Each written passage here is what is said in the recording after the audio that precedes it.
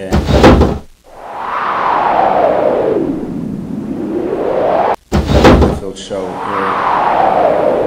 a very important segment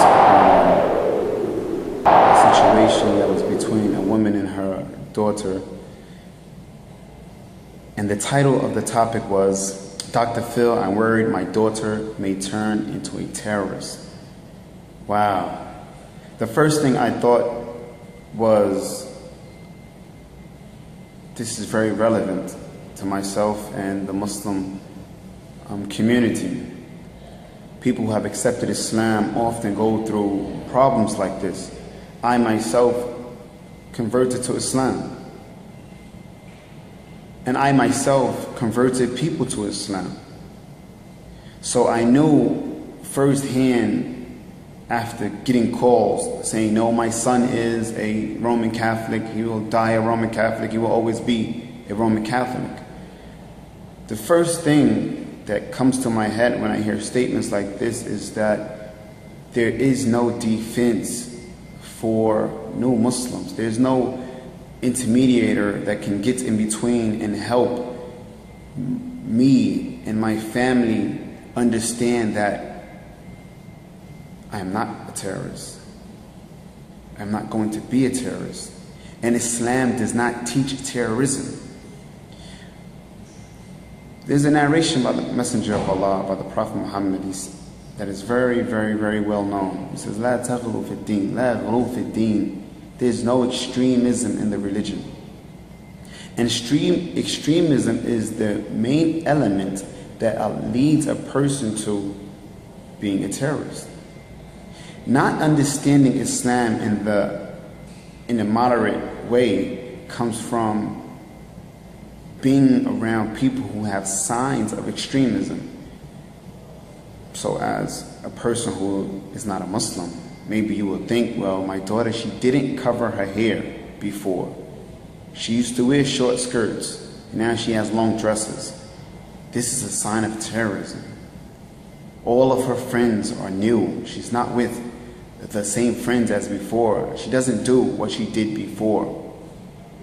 And these were some of the arguments that the disrespected lady, Darlene, was making that day in this episode of Dr. Phil.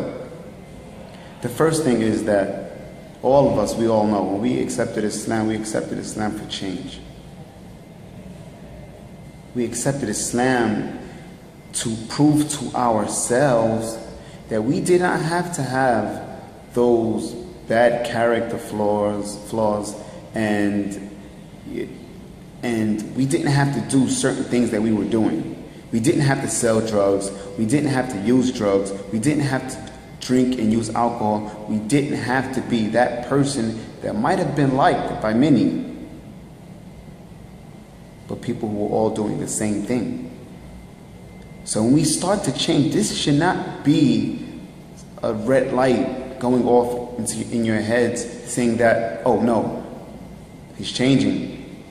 He wants to learn Arabic. He wants to go to Saudi Arabia. She wants to travel. No, these are not things that are bad or negative. These are good things. These are good things.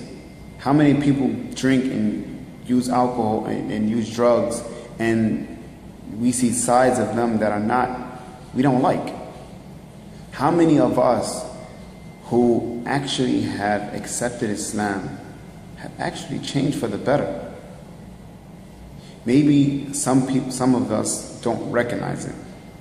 Maybe some parents who are very strict about the religion of their child may not be able to see the new positive developments that are in that child. But it is very important to understand that these new developments, these positive and religious developments in this new child or a new adult, it comes from the teaching of Islam. So I wanted to give a message to non-Muslims who may come across the situation where they have a family member who embraces Islam. The first thing is that a person who newly a new Muslim coming to Islam, he may be frightened. He may be frightened because his level of knowledge at this point may not be to the extent where he can actually debate and hold a reasonable conversation or a debate on why he has chosen his religion. He may have a firm belief that may not be founded upon knowledge, but founded upon facts. And there is a difference between facts and knowledge. That's another debate.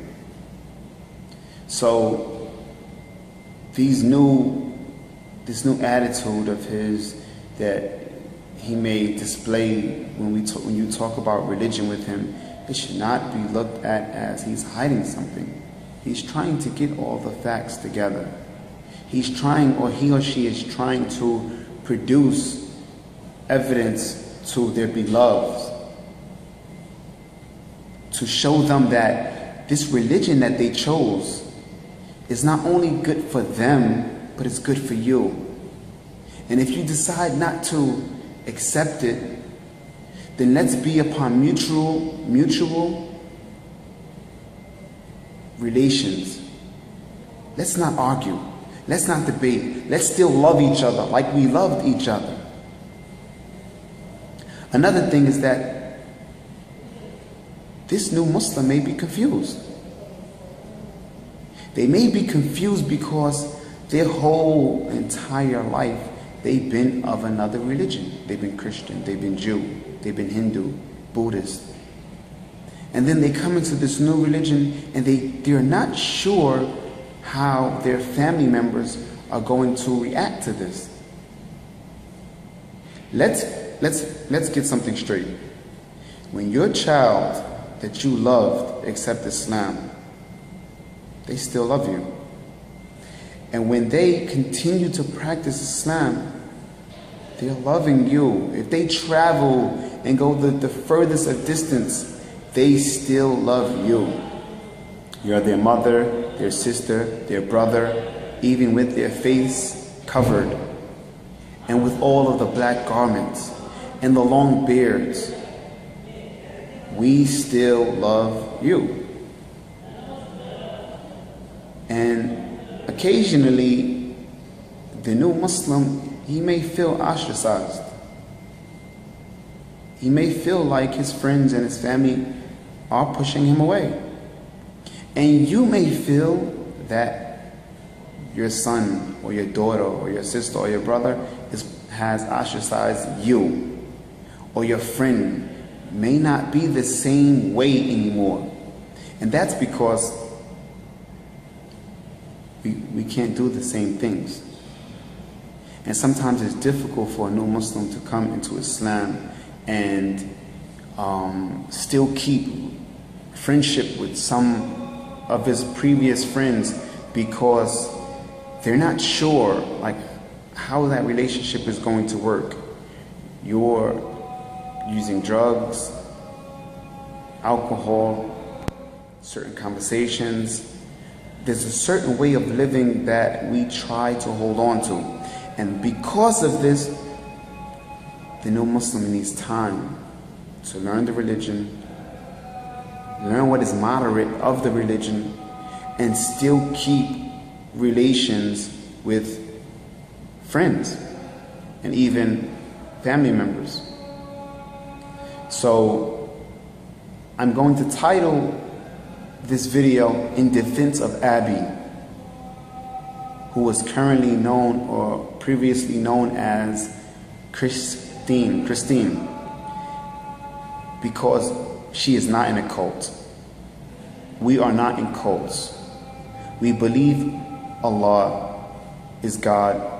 And you look at other videos that I have uploaded, that will become very clear what is the meaning of a God, what is the meaning of Allah.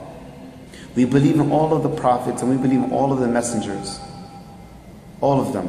We believe that the Christianity and Judaism and Islam all originally come from the one true creator.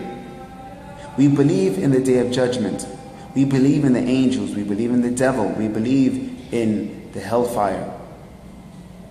And because of all of these similar beliefs, we still have the means and mutual understanding of keeping ties.